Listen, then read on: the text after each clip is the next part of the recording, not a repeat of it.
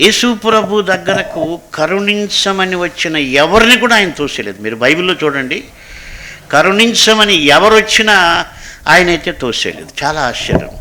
ఈ మాట వాళ్ళు ఉపయోగించుకున్నారు. భర్తిమైనటువంటి గుడ్డివాడు కూడా దావీదు కుమారుడా మమ్మను కరుణించుమని కేకలు వేశారు. సో ఆ మాట ఎవరు పలికారు? ఆ యొక్క సుంకరి కూడా ఆ భావనతో ప్రార్థన చేశాడు, నన్ను కరుణించు, నేను అయోగ్యుణ్ణి, బీ మెర్సిఫుల్ టు మీ.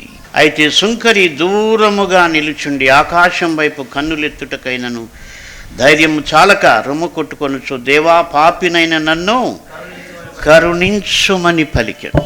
ఆయన కనికరము కలిగినటువంటి దేవుడు. ఇక్కడ ఒక విషయం తెలుసుకోవాలి, ఒకడు దీనుడు కాకపోతే ఆ మాట పలకలేడు. పరిసయ్యుడు అక్కడ దీనుడు కాదు, అందుకే కరుణించమని ప్రార్థన చేయట్లేదు.